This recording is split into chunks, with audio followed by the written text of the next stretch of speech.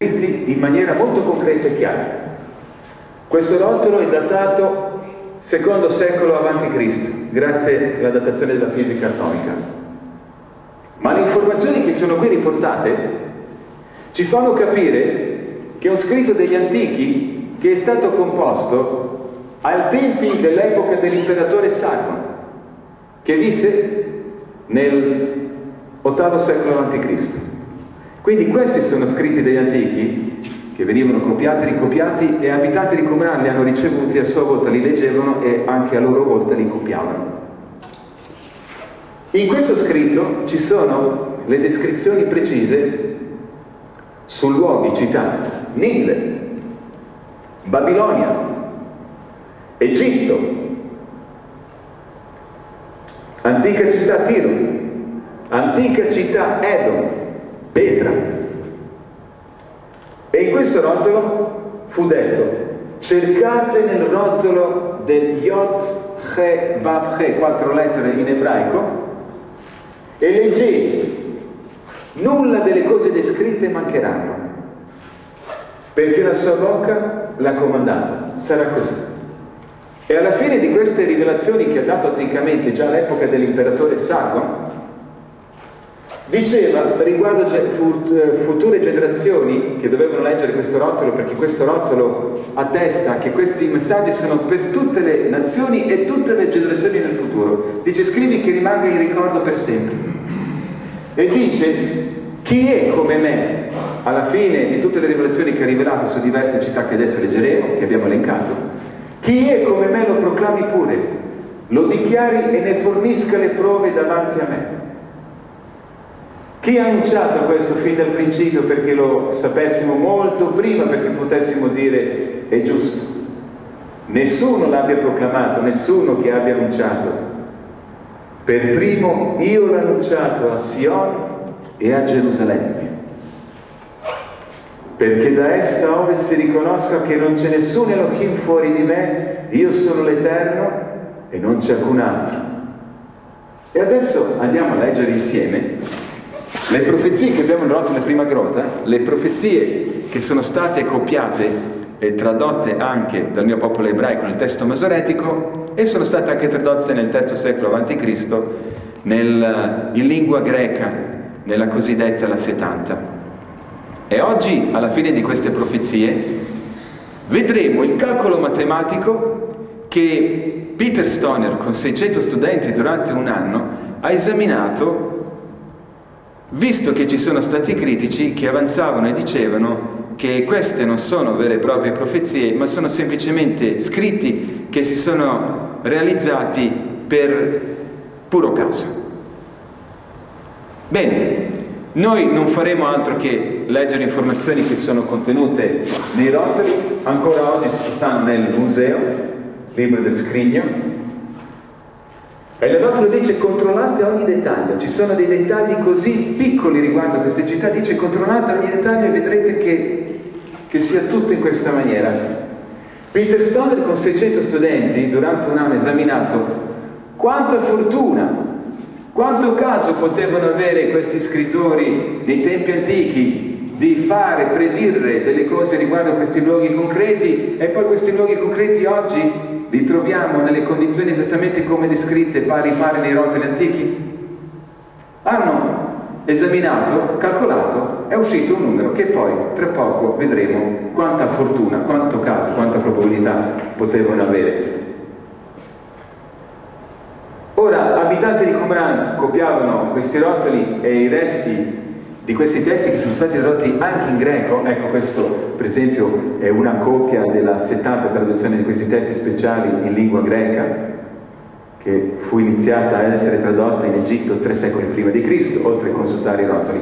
Bene, siamo qui dall'Italia. Se continuiamo il nostro percorso attraverso Mar Mediterraneo, arriviamo in questa zona dove praticamente si avvicina e fa parte della mezzaluna fertile, dove sorgevano praticamente le prime antiche civiltà. Bene, andremo a vedere insieme i luoghi geografici che sono descritti in Iraq, la città Ninive, la Babilonia, in Giordania la città Petra, in Israele Gerusalemme, la profezia che è sulle mura e le porte di Gerusalemme. Andremo nel Libano, sopra, vicino alla Siria e sopra Israele, a vedere e considerare la profezia sull'antica città Tiro. Riguardo la città Ninive, che è stata citata, e su cui ci sono profezie nella famosa Tanakh ebraica, riguardo l'antica città Ninive e anche riguardo Sargon, re degli Assiri, bene, l'antica città Ninive dominava ed era una potenza predominante mondiale del mondo antico nel VIII secolo a.C.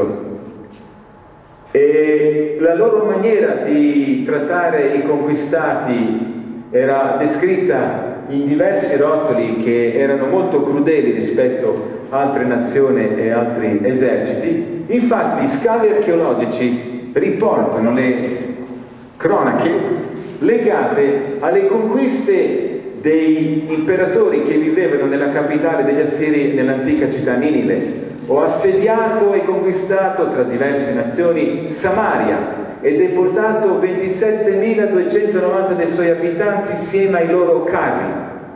I resti della Samaria distrutta, e continua non soltanto la Samaria, non soltanto la parte nord dell'Israele, anche sud della Giudea. Quanto a Ezechia, il giudeo che non si è voluto sottomettere al mio potere, ho assediato e conquistato 46 sue città fortificate e ho chiuso lui stesso a Gerusalemme, la sua città reale, come un uccello in gabbia. Erano molto crudeli gli imperatori assiri, e questo si vede anche grazie ai rilievi che sono stati trovati praticamente nell'interno delle antiche città dell'impero assiro. Guardate qui, decapitazione dei re, dei principi, dei conquistati, le teste mozzate praticamente, e il disegno dei conquistatori con le teste in mano e così via. La Siria era molto conosciuta come un impero e come un esercito molto crudele rispetto a altre nazioni. Tanto è vero, riguardo a Siria e riguardo la crudeltà con cui trattavano e le ingiustizie che commettevano, oltre all'arroganza con cui approcciavano e andavano avanti, e non solo, la solida difesa che avevano, si credevano un impero invincibile, e quindi in questa arroganza, in questa maniera continuavano il loro stile di vita. E riguardo la città Ninive, guardate che cosa si dice: la città Ninive, la città festante, erano dei rotoli antichi, città sanguinaria, piena di menzogna e di violenza.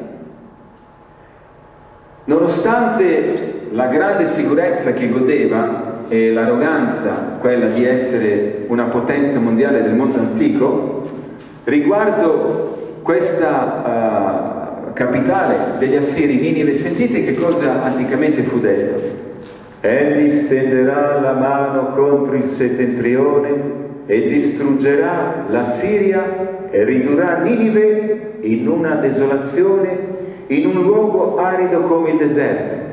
Nel suo interno giaceranno greggi e animali d'ogni specie.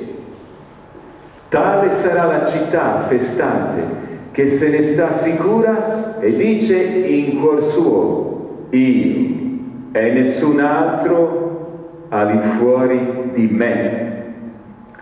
Cosa accade? Nel 612 Nabucodonosor e i babilonesi, insieme ai medo-persiani con cui hanno stretto l'alleanza, aiuto dei Medi, riescono a sorprendere la Siria e attaccare la città Ninive. La città Ninive nel 612 viene conquistata e distrutta da parte dell'esercito babilonese, e in seguito a una inondazione la città Ninive viene desolata. Questa inondazione praticamente riesce a spostare le macerie della antica Ninive e quindi diventa quasi un luogo arido, come descritto, un luogo arido deserto. Cosa accade nel V secolo avanti Cristo? Nel 401 nel V secolo a.C., Senofonte con 10.000 soldati passa vicino al sito dell'antica città Ninive, ma è talmente trasformata in seguito alla distruzione, in seguito all'inondazione, che nessuno riesce a riconoscere quel sito e dargliene il nome. Tanto è vero che Senofonte, storiografo greco, non scrive nulla sulla esistenza dell'antica città Ninive. Quindi nel V secolo, già dopo quasi 2 secoli, dal 612, nel V secolo a.C., dopo quasi 200 anni, non esiste più memoria, il ricordo della capitale degli Assiri, che erano la potenza mondiale del mondo antico nell'VIII secolo a.C. Quindi non esiste il ricordo, memoria del nome della capitale Ninive. Greci non scrissero nulla sull'esistenza della capitale degli Assiri Ninive. Romani, che vengono dopo, di conseguenza neanche loro ereditano nessun ricordo dell'esistenza dell'antica capitale degli Assiri Ninive. Così Ninive, dopo crolla dell'impero romano, praticamente dal V secolo d.C. fino ai nostri tempi, passa per essere una città, mito, leggenda, fantasma che non sia mai esistita. L'unica fonte per cui Ninive sarà e continua a essere ricordata è per via delle profezie antiche di rotoli ebraici che sono gli unici a rendere testimonianza e continuare a mantenere il ricordo dell'imperatore Sargon, re Sennacherib, esistenza della capitale degli Assiri, imperatore Sargon. Questi piccoli dettagli e gli episodi che accadono riguardo l'imperatore Sargon, episodi, piccoli dettagli che riguardano l'imperatore Sennacherib, vengono descritti nel rotolo della prima grotta. Ecco perché il rotolo della prima grotta conserva in sé le informazioni. Da cui si vede, grazie a questi piccoli dettagli, che è un rotolo che è stato veramente composto nell'VIII secolo a.C., all'epoca dell'imperatore Sargon. Perché già nel V secolo a.C. nessuno ricordava e riusciva ad avere documentazione o l'esistenza dell'antica città Ninive, nome Ninive. Quindi viene soltanto ricordata per le cronache di questi antichi rotoli. Cosa accade?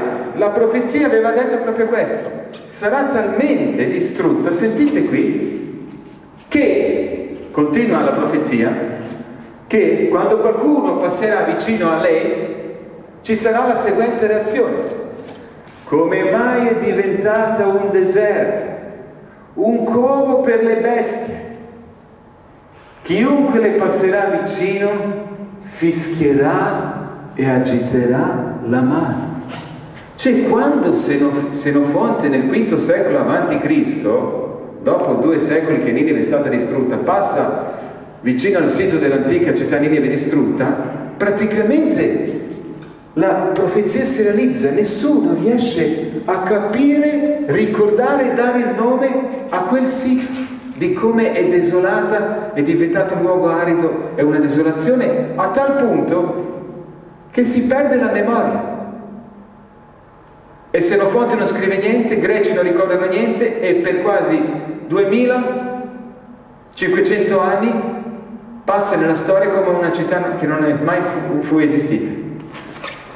Le cronache della Tanakh ebraica, dei rotoli speciali, tra cui anche il rotolo di prima grotta, che conserva il nome Ninive come la capitale degli Assiri, conserva il ricordo di Sargon, Sennacherib, e gli episodi che accadevano a Sennacherib, a Sargon nell'VIII secolo a.C., queste cronache, compreso il nome e la capitale di Assiri Ninive, vengono aspramente criticate. E molti critici dicono: questo non è altro che una raccolta di favole, di leggende, perché Ninive non è mai esistita. Non esiste nessun luogo della terra che porti una città tale nome, Ninive. Quale Ninive? Finché nel 1840 d.C. tutte queste critiche finiranno ad essere accantonate, buttate nella spazzatura, non essere più valide e ridicole, perché 2 archeologi nel 1840, archeologo francese Botta e archeologo inglese Layard, inizieranno scavi in questa zona qui. E che cosa scopriranno? Fantastico! Inizieranno a scavare e scoprire diverse cose che gli porteranno. Il primo riuscirà, volta francese, a scoprire il palazzo dell'imperatore Sargon. Imperatore Sargon che visse siamo a epoca di 722-705 a.C. e Layard, archeologo inglese, scoprirà la biblioteca dell'imperatore Assurbanipal. Che emozione scoprire e trovare la biblioteca dell'imperatore Assurbanipal con circa 22.000 tavolette, cronache numerate di terracotta una dietro l'altra. Non solo, l'altro scopre il palazzo di Sargon e alla fine, quando viene decifrata, viene identificata la reale esistenza dell'antica città capitale degli Assiri di nome Ninive. È fantastico! Finalmente la prova che porterà e quindi fanno risorgere da ceneri millenari questa antica città Ninive di cui si è perso il ricordo. Oggi in diversi musei del mondo sono custoditi gli oggetti che facevano parte di questi palazzi, le tavolette dell'antica biblioteca dell'Assurbanipal, questo attuale sito archeologico dell'antica città Ninive. E cosa accade? Le profezie su Ninive si sono realizzate alla lettera. Le cose descritte anticamente sull'antica città Ninive oggi possiamo dire si sono realizzate con precisione matematica. Ogni parola letteralmente detta su Ninive si è realizzata a tal punto che per quella realizzazione, come fu descritta, Ninive è stata persa di vista perché era diventata un deserto, un arido luogo praticamente riconoscibile, che quando lo passava diceva, quasi fischiare la mano, e diceva: ma che cos'è? Esattamente così è andata la storia. Coloro che criticavano questi scritti e anche questi scritti moderni che si basano su questi scritti antichi nella Tanakh ebraica, dicendo che è una collezione di leggende e di favole, tutte quelle lingue che si sono alzate in giudizio a criticare questi contenuti hanno subito realizzazioni di questo rigo del rotolo della prima grotta. Riguardo questo rotolo e riguardo contenuti e riguardo colui che scrisse questi contenuti: nessun'arma fabbricata contro di te avrà successo, e ogni lingua che si alzerà in giudizio contro di te la condannerai. I trovamenti archeologici che attestano l'esistenza di Ninive, essi stessi hanno condannato tutte quelle lingue critiche infondate che si sono alzate contro questi messaggi, contro questi scritti, dicendo che sono leggende e le favole che non hanno riscontro reale. Il rotolo della prima grotta, pur datato grazie alla fisica atomica, perché le pergamene sono antiche, sono del secondo secolo a.C., pur datate, si vede che è un contenuto del VII-VIII secolo avanti Cristo, perché fu copiato, a sua volta abitanti lo ricopiavano. Quindi questa copia in cui si dice, ecco, contiene le parole dell'esistenza dell'imperatore Sargon. Non soltanto, qui si parla, guardate qui, l'esistenza del re Sennacherib, re, ecco qui, Sennacherib sopra, secondo rigo, la seconda parola da destra, Sennacherib, Melech, prima del rosso, Melech, Assur, che sarebbe Sennacherib, re degli Assiri. E cosa fantastica, si sta parlando anche di Ninive. Assur tornò dove? A Ninive. L'ultima questa parola circondata sopra è Ninive. Quindi l'esistenza di re Sennacherib della città Ninive e anche qui l'esistenza e testimonianza dell'imperatore Sargon, 720 a.C., quindi VIII secolo. Melech, Assur, Sargon, Melech, Assur, Melech, Sargon. Si legge da destra a sinistra.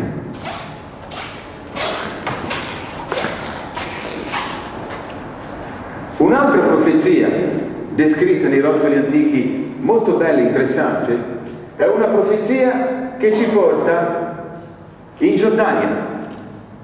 In Giordania, e quindi rispetto, ecco, Iraq, che siamo sopra, e Ninive, scendiamo verso il mar Mediterraneo, verso Gerusalemme, e da Israele scendiamo un po' giù verso qui Golfo di Aqaba, verso Mar Rosso, e da Mar Rosso qui un pochettino sopra, ecco, c'è la città Petra. La città Petra, o anticamente come viene chiamata città Edom, è situata sul monte Seir.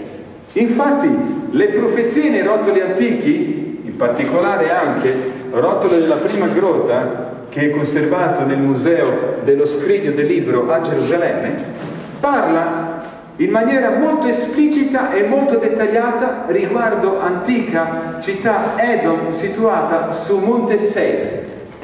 Questo che vedete oggi qua è la città moderna in Giordania chiamata Petra, ma alle spalle della moderna città Petra c'è il monte, la montagna Seir. Ebbene, come i rotoli dicevano, su quell'antica montagna Monte Seir c'era antica città Edom, detta Petra. E cosa interessante riguardo Petra, giusto per paragonare la grandezza di questa montagna, guardate la città in fondo, il grattacielo qui, no?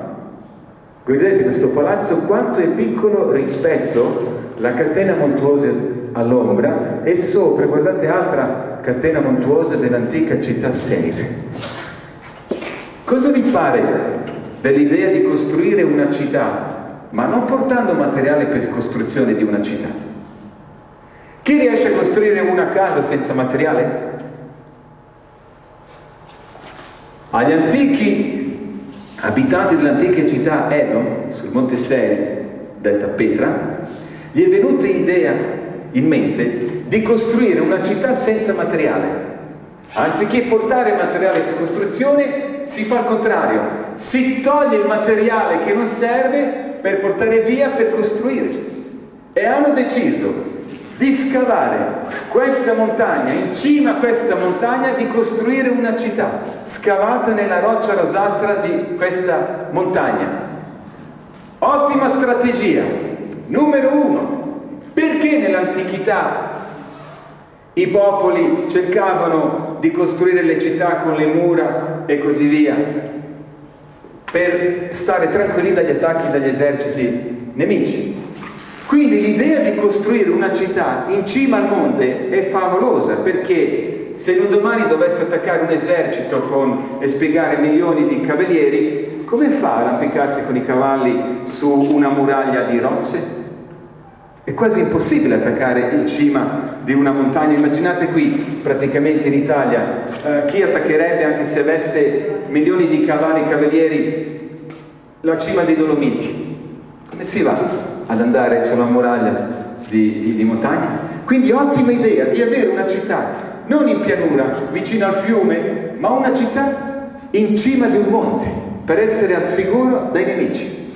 Seconda cosa interessante è questa qui. Quando vi avvicinate, e siamo già in cima del monte Seir, e si apre davanti a noi questa panoramica, sopra, un altro passaggio, l'unico che si possa avere per andare a trovare l'antica città Edom costruita, detta oggi Petra, è questo lungo passaggio, questa gola in mezzo a queste montagne rocciose. È un angustio passaggio, praticamente molto alto, e immaginate se doveste attaccare l'antica città Edom, detta Petra, con 1 milione di cavalli cavalieri. Come fate a passare? Qualsiasi attacco non avrebbe senso, perché non potete spiegare tutte le forze dell'esercito. quando potete consentire al massimo passaggio di pochi cavalieri. Quindi è come attaccare sempre con pochi cavalieri.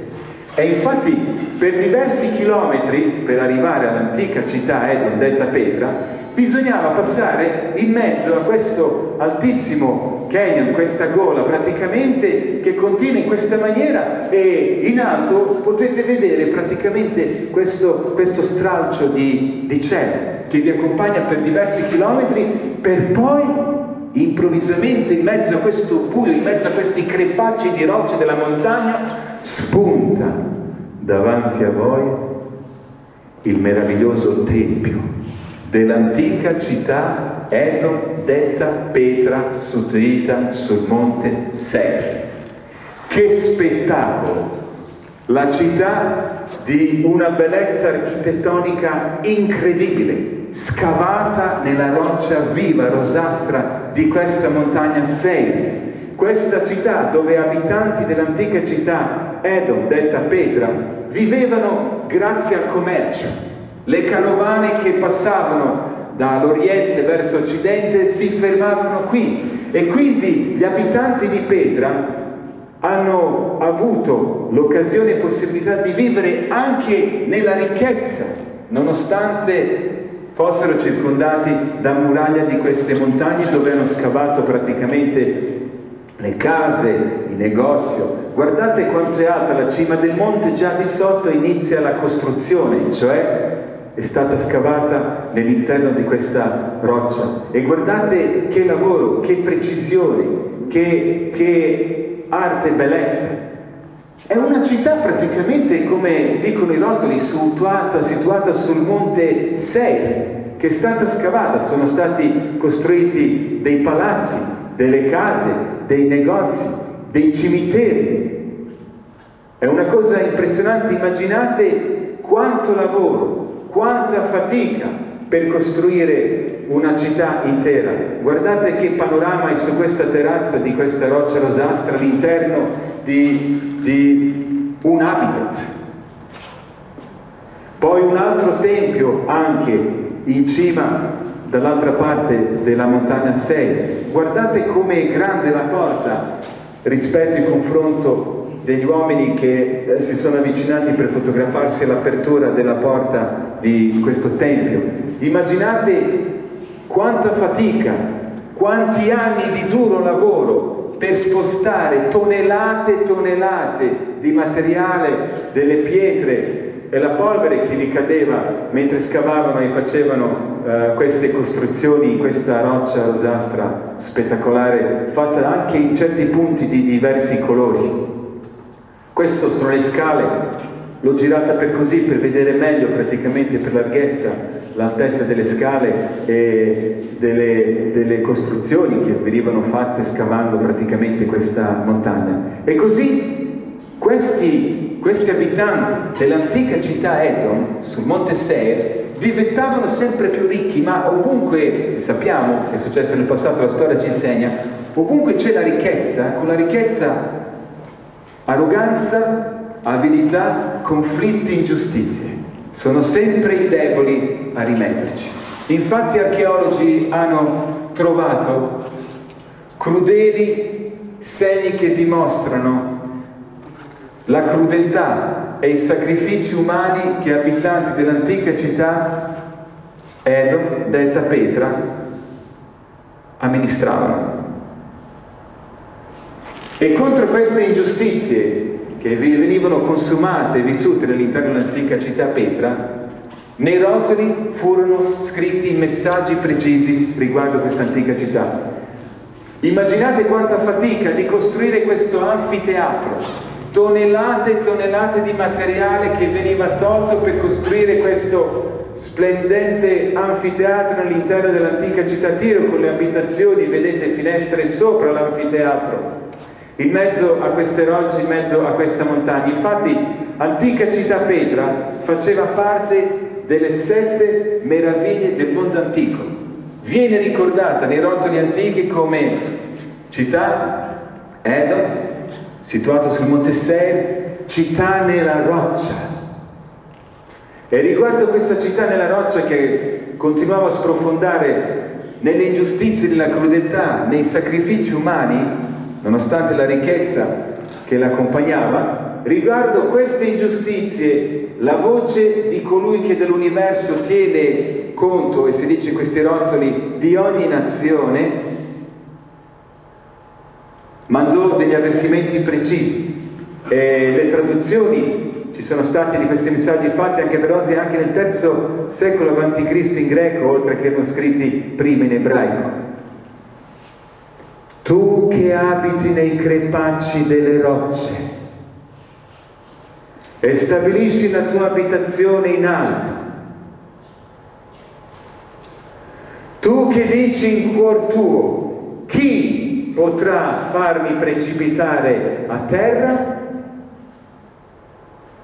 Il messaggio dai profeti antichi, dai rotoli antichi, da colui che dal cielo e dall'universo amministra e tollera ingiustizia, ma fino a un certo punto fu così: l'orgoglio del tuo cuore ti ha ingannato, anche se tu facessi il tuo nido in alto come l'aquila, anche se tu lo mettessi fra le stelle, io ti farò precipitare di lassù.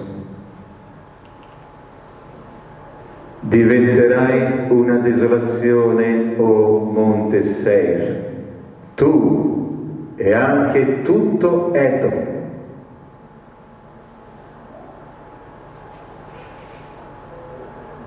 Nessuno più abiterà in questo luogo.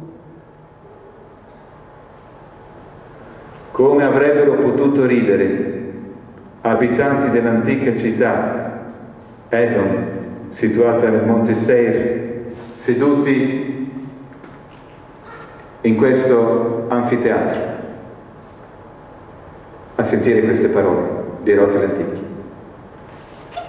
Come avrebbe riso anche la curva nord-sud in una città zeppa di persone, sentendo che nessuno abiterà più in questo luogo. Quanto avrebbero riso a sentire che questa città, per cui ci volevano anni e tempo e di duro lavoro e fatica per costruirla proprio per essere abitata sempre, per stare al sicuro, per non abbandonarla mai, che viveva di commercio e sprofondava nella crudeltà con sacrifici umani, nonostante la ricchezza, si aspettava lunghi secoli e anni di gloria e prosperità. Nei suoi palazzi cresceranno le spine, nelle sue fortezze le ortiche e i cardi. Diventerà luogo di sciacalli, un recinto per gli struzzi. Là si raduneranno anche gli avvoltoi. Questo che vedete qui sono avvoltoi che volano sopra antica città Edom detta Petra. Nei suoi palazzi cresceranno le spine, ortiche, cardi. Questo che vedete sono spine e cardi nei palazzi dell'antica città Edom detta Petra in Giordania. Diversi decenni fa l'Istituto Moody degli Stati Uniti, con studiosi, sono andati a registrare e riprendere e leggere l'elenco di tutte le piante, perché non ho elencato tutto, di tutti gli animali, di tutte le descrizioni caratteristiche descritte in queste profezie, e vedere e registrare se manca uno, perché Rotolo dice: controllate perché vedrete che non manca nemmeno uno. Hanno trovato e registrato. C'è questo video, chi vorrebbe, io potrei anche nel futuro, quando facciamo approfondimenti, farvi vedere anche questo.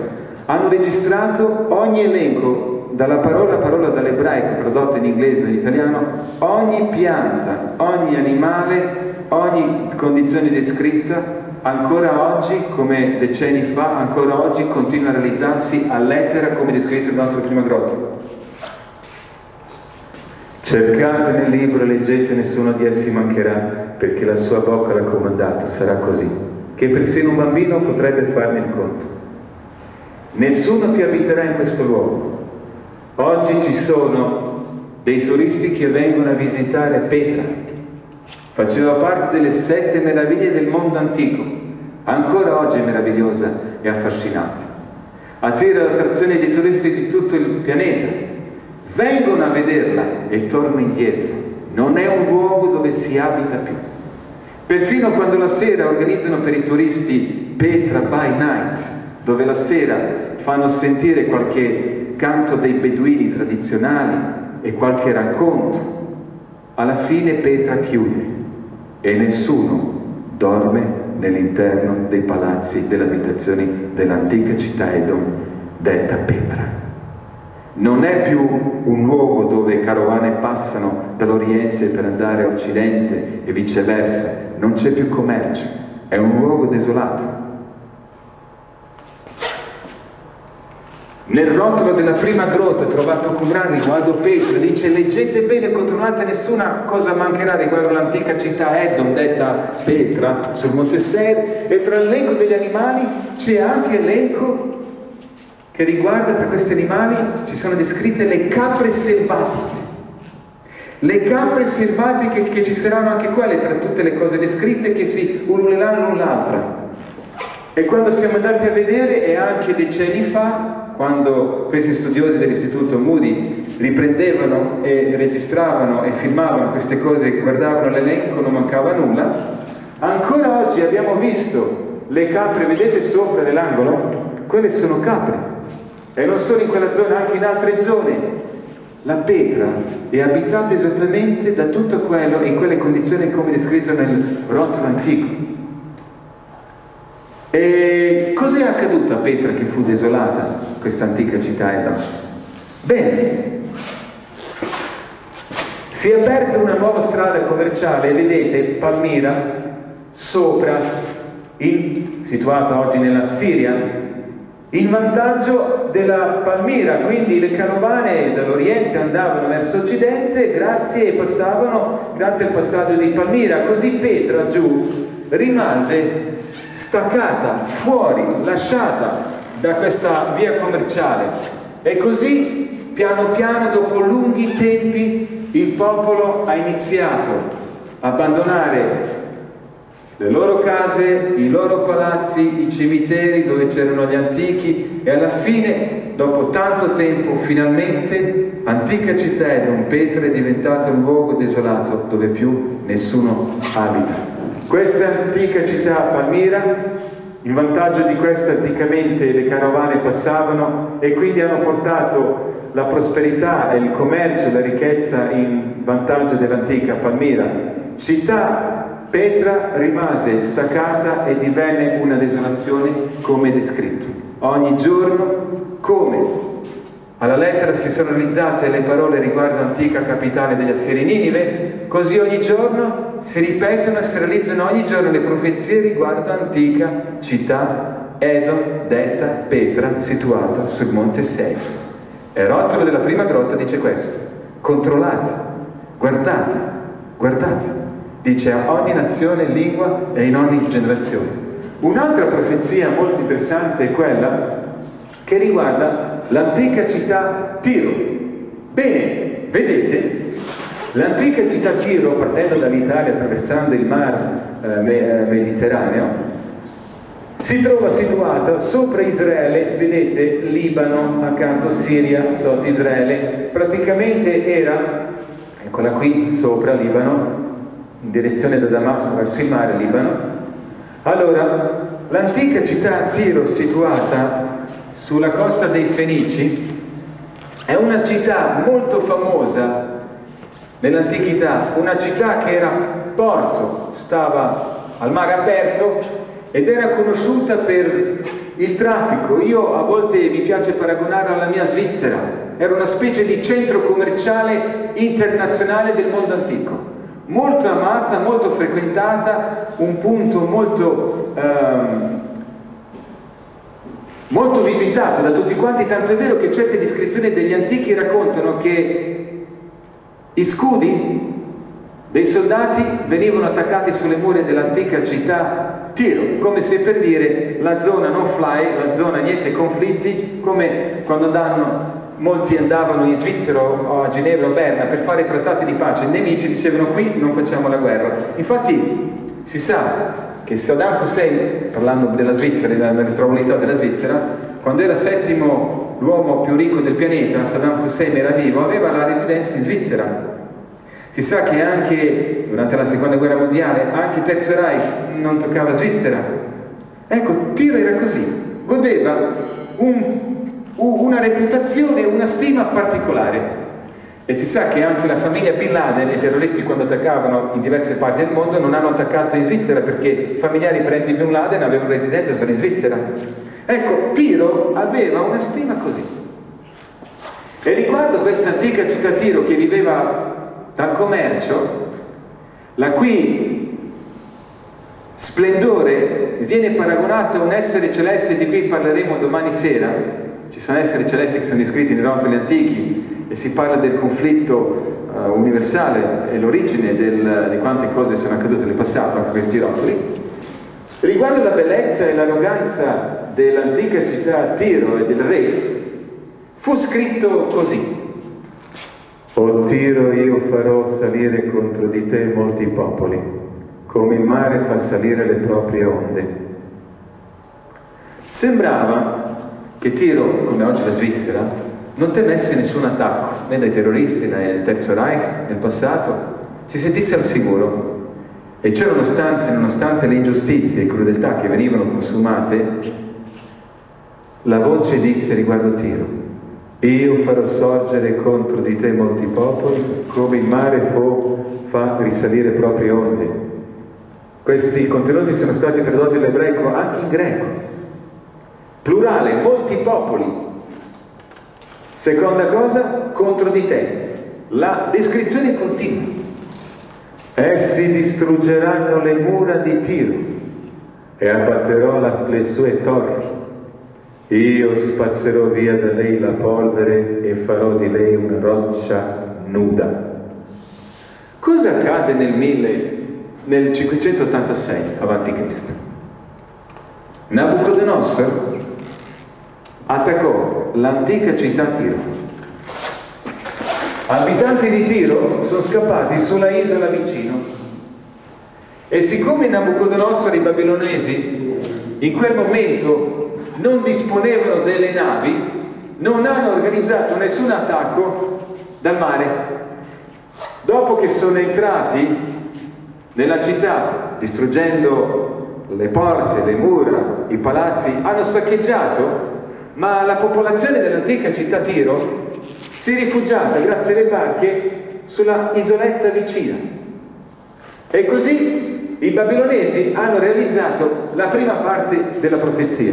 Faranno bottino delle tue ricchezze, saccheggeranno le tue mercanzie, abbatteranno le tue mura, distruggeranno le tue case deliziose. Tutto questo accade nel 586 a.C. da parte dell'imperatore Nabucodonosor e da parte del suo esercito. Così la fortezza del mare, il mercato delle nazioni, viene letteralmente distrutta. Ma seconda parte non si realizzò. Essi faranno un bottino delle tue ricchezze, saccheggeranno le tue mercanzie, abbatteranno le tue mura, distruggeranno le tue case deliziose, ma questa parte non fu realizzata all'epoca dell'imperatore Nabucodonosor. Getteranno in mezzo al mare le tue pietre, il tuo legname, la tua polvere. Che cosa accade? Nel IV secolo a.C. Alessandro Magno arriva con i suoi soldati, quindi la profezia ha detto: io susciterò contro di te molti popoli. Uno sono babilonesi, arrivano greci e macedoni, sono già 3. Non è un popolo, 2, più popoli. Alessandro Magno trova le rovine dell'antica città Tiro. Si rende conto che Nabucodonosor, qualche secolo prima, ha saccheggiato tutto quello che si poteva saccheggiare, ha distrutto l'antica città Tiro. Abitanti dell'antica città Tiro stavano ancora, nel IV secolo a.C., dopo un paio di secoli, hanno imparato la lezione subita da Nabucodonosor i babilonesi di non fidarsi più della loro città, ma vivevano sulla isola. E cosa hanno fatto per stare sicuri dagli attacchi nel futuro dagli altri eserciti? Hanno alzato le dighe large. intorno a questa isola. Voi calcolate, dopo 24 secoli, queste qua sono ancora in piedi. Quanto erano robuste e grandi, che nonostante l'alta e bassa marea dopo 24 secoli sono rimaste qui. Quindi Alessandro Magno non ha attaccato, pur i greci hanno avuto le navi e potevano avere un attacco dal mare, non hanno attaccato dal mare perché c'erano queste dighe, quindi qualsiasi attacco dal mare non avrebbe avuto successo. Ma Alessandro Magno non si rassegnava, voleva conquistare gli abitanti dell'antica città Tiro che vivevano non nell'antica città Tiro ma sulla isoletta, e ha cercato di trovare un modo come realizzare la conquista di abitanti dell'antica città Tiro. Ha inventato uno dei piani più spettacolari della battaglia, forse per questo è entrato nella storia come il genio militare. Ha deciso di alzare un molo, una diga da terraferma dal continente fino all'isola, per poter passare sopra con i suoi soldati e conquistare, attaccare e conquistare finalmente gli antichi abitanti dell'antica città Tiro. Ma dove trovare così tanto materiale per alzare questo molo? Ha guardato i suoi soldati, il numeroso esercito, ha guardato le macerie dell'antica città distrutta Tiro e gli è venuta l'idea: costruiamo con questo materiale il molo, questo molo da terraferma fino all'isola. Prendiamo tutte le macerie dell'antica città Tiro, costruiamo con questo il molo. Così letteralmente la parola getteranno in mezzo al mare le tue pietre, il tuo legname e la tua polvere si è realizzato, perché durante un lungo periodo l'esercito e i soldati iniziarono questa costruzione gettando il materiale, le rovine dell'antica città Tiro letteralmente in mezzo al mare, legname e non solo. Alla fine, grazie ai dati dei storici, per essere sicuri che il materiale sarebbe bastato, hanno raschiato il suolo, togliendo perfino la polvere dell'antica città Tiro per saldare questo molo, sopra il quale sono passati su terraferma dal continente all'isola e hanno finalmente conquistato antichi abitanti dell'antica città Tiro. Così si è realizzata la profezia e oggi abbiamo l'antica città Tiro che letteralmente è stata gettata in mezzo al mare, e quello che una volta era una isola è diventata oggi penisola. La sabbia ha coperto e affiancato questo passaggio in mezzo al mare, quindi dopo 23 secoli quello che oggi viene chiamata Tiro è moderna città Tiro. Antica città Tiro non c'è più, letteralmente si trova, come detto nelle profezie, in mezzo al mare. Oggi, nel terzo millennio, antica città Tiro è in mezzo al mare. Diventerai, spazzerò via da lei la polvere e farò di lei una roccia nuda. È impressionante vedere. Ecco qui moderna città Tiro, mentre antica in mezzo al mare, e vedere che il sito dell'antica città Tiro è stata resa una roccia nuda, anche se pur l'antica città Tiro, il sito in cui stava antica città Tiro intorni, dispone di terra fertile, di una posizione strategica su questa costa dei Fenici. Era un porto, anche se ci sono ruscelli d'acqua, non è mai stata ricostruita. Lo sapete quante volte Catania è stata distrutta? E quante volte è stata ricostruita? Catania è una città che è stata danneggiata e distrutta 7 volte. Ben 7 volte è stata riparata, restaurata, ricostruita. Antica città Tiro ha una fama superiore della Catania e di altre città del mondo, nonostante avesse terra fertile, ruscelli d'acqua, posizione strategica, una fama del passato, non è mai stata ricostruita. Oggi ogni giorno si realizzano nel terzo millennio le profezie dei vecchi rotoli antichi riguardo l'antica città Tiro, sarai in mezzo al mare. Non solo, fu detto, sarai un luogo per stendere le reti. Oggi ci sono pescatori che vengono a stendere le reti. Ogni giorno si realizza questa profezia. E le grandi acque ti copriranno.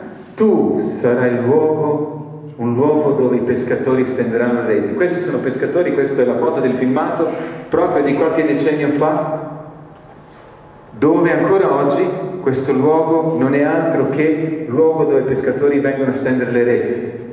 E un'altra cosa detta riguardo l'antica città Tiro, che non sarà mai più ricostruita.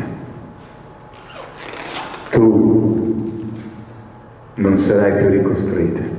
La città dove si sono consumate tante crudeltà, spargimento di sangue e oppressione, che era al sicuro pensando che non gli poteva capitare nulla, ebbene c'è qualcuno che nei rotoli dice: tiene conto di ogni città nazione dell'individuo, disse: fin qui andrai, non dopo più ti succederà questo.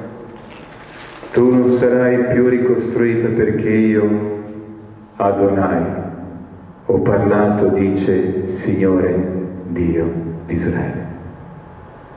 Farò di lei una roccia nuda, luogo dove i pescatori vengono a stendere le reti, le grandi acque ti copriranno in mezzo al mare. Le parole rivolte all'antica città Tiro anche oggi si realizzano, come ogni giorno si realizzano le parole che riguardano l'antica città e detta Petra. Anche oggi Ninive continua a essere condizioni come le cose descritte su Petra o su Tiro. Un'altra profezia riguarda l'antica città capitale dell'impero babilonese, la Babilonia. Ieri non ho voluto sottolineare una cosa importante riguardo la Babilonia. In Iraq attuale c'era la capitale dei babilonesi, un impero che dominava il mondo conosciuto nel VII e nel VI secolo a.C. Così si rappresentava la Babilonia quando archeologi iniziarono a fare degli scavi piano piano e quindi uscirono fuori le mura, palazzi, i resti, le rovine dell'antica Babilonia. Dal sito e da quello che si vede, dalle tracce in mezzo e poi in mezzo anche fiume Eufrate, in diverse parti, si è riuscito a capire quanto sia stata la grandezza e la bellezza dell'antica capitale dell'impero babilonese. Si è capito, si è visto, e anche grazie all'informazione dei storiografi greci nel VI e V secolo, che una città che nel suo splendore superava la bellezza della capitale dei greci, dell'Atene, e superava anche la splendore e la bellezza della capitale dell'antico impero romano, della Roma. Voi calcolate, la strada principale di Atene era di 6 km, quello di Roma, capitale del mondo antico, del vecchio impero, 9 km, mentre Babilonia superava rispetto a Atene per quasi 3 volte quello della Roma, per 1,5 volte. Spendevano loro senza pietà. I giardini pensili facevano parte una delle 7 meraviglie del mondo antico, dell'antica Babilonia. Questi sono i resti dell'antica Babilonia in Iraq trovati. Diverse porte splendenti da cui si possa capire magnificenza delle costruzioni grandiose dell'antica capitale dei babilonesi. Molte di queste cose sono state portate, grazie a archeologi tedeschi, nel museo di Berlino. Le mattonelle, i disegni e altre cose dimostrano la grandezza e la bellezza di questo impero, di questa città. Quello che vedete qui accanto alla porta di Ishtar, praticamente, ecco qui, il muro esterno della sala del trono dell'imperatore Nabucodonosor del VII secolo a.C. E riguardo la Babilonia e riguardo questo impero che dominava il mondo allora conosciuto nel VII secolo a.C., c'è la profezia nel rotolo della prima grotta, che è stata scritta all'epoca dei tempi di Sargon, 720, VIII secolo a.C. Babilonesi iniziarono ad essere padroni dal 605 a.C. Nel 720, ben più di 120 anni, fu detto così: profezia su Babilonia data in visione a Isaia. ecco, io suscito contro di essi i Medi. Così Babilonia, lo splendore dei regni, la gloria dell'orgoglio dei Caldei, sarà come Sodoma e Gomorra quando Elohim le sovvertì. Infatti i Medo-Persiani hanno attaccato i babilonesi nel 539. E non solo, sentite la profezia sulla Babilonia. Essa non sarà mai più abitata né popolata di generazione in generazione. L'arabo non vi pianterà più la tenda, né i pastori vi faranno sostare le greggi. Riguardo l'attacco da parte dei Medo e Persiani, c'è una profezia della prima grotta nel 622, epoca del Sargon, quindi 2 secoli prima della nascita di re dei Medo Persiani, Ciro. Fu detto così: così dice l'Eterno al suo Ciro, che io ho preso per la destra per atterrare davanti a lui le nazioni, per aprire davanti a lui le porte, perché le porte non rimangono chiuse. Ti ho chiamato per nome e ti ho dato un titolo onorifico anche se non mi conoscevi. Ciro non era anche nato. Nel 539 a.C. l'esercito dei Medi Persiani marcia contro la Babilonia. Babilonia cade nelle mani dei Medo Persiani. Il fascino della Babilonia è tale che Ciro non riesce a resistere alla bellezza e si sente all'interno dei palazzi gloriosi, splendenti della Babilonia, imperatore, re delle 4 estremità della terra. Babilonia in seguito sarà abitata nell'interno dopo Medo-Persiani. Alessandro Magno morirà nei palazzi della Babilonia per la bellezza e il fascino che esercitava la Babilonia. Non fu attaccata dagli eserciti, fu risistemata addirittura alcune parti dai Medo-Persiani o dai Greci e così via, ma alla fine cosa accade? Col tempo questa città rimase veramente desolata, scordata, divenne una desolazione come il testo diceva. C'è un elenco delle descrizioni: i gufi vi costruiranno i loro nidi. Una cosa curiosa che è stata registrata nelle cronache babilonesi nel 27° giorno del 12° mese, nel 37° anno del regno di Nabucodonosor, si scrive, c'è l'informazione curiosa dell'entrata di un sciacallo, entrò nella città di Borsippa, nell'interno dell'impero antico babilonese. Le rovine dell'antica Babilonia continuano a esserci. Una cosa interessante è che Saddam Hussein ha cercato di ricostruire diverse mura dell'antica Babilonia. Infatti nel rotolo non troviamo "tu non sarai mai ricostruita".